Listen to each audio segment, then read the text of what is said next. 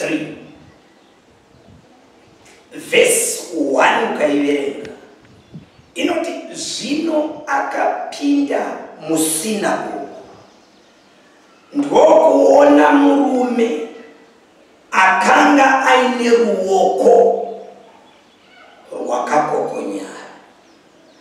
Akaona murume aive neruoko rwakakokonyara. Ruoko rwaivepo asi rwakadi haro rwakakokonyara.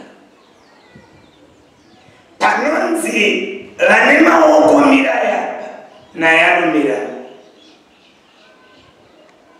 Chero rwake rwakadi zvaro rwakakokonyara asi pari kuverengwa vane maoko naye arikuverengwa. Chero rwake rusingagoni kumubikira, rwake rusingagoni kumudifenda, but ari kuverengwa pane maoko, pane vane maoko. Kufanana newe wakanditeerera. Panonzi vane marriage miraya neonomira. Panonzi vanoenda kumabasa miraya omira.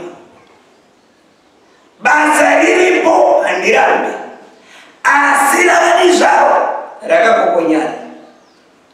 Marriage iripo handirambe asi muvengi akaipokonyadza. Wakapinda musinagoge, chinonyanya kurwadza ndepakawanikwa ari muchechi. Rwakakokonyara ari muchechi. Wechine ninharo kukokonyadza marriage yeutione, kukokonyadza kambani yaereta. Wakawanikwa ari musinagoge achinamata. Jesu akati kutanga ruoko ruripo asi runofanira kutasamuka.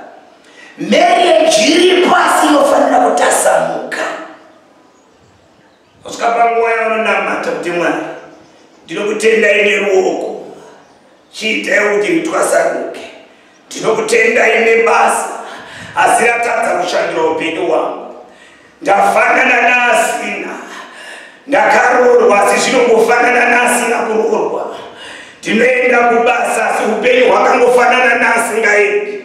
Joni ndakaenda ndakangofanana naasina kuenda, asina kuenda akatenge bheta. Wakanga ane ruoko asi rwakakokonyara. Wakapinda musinagoge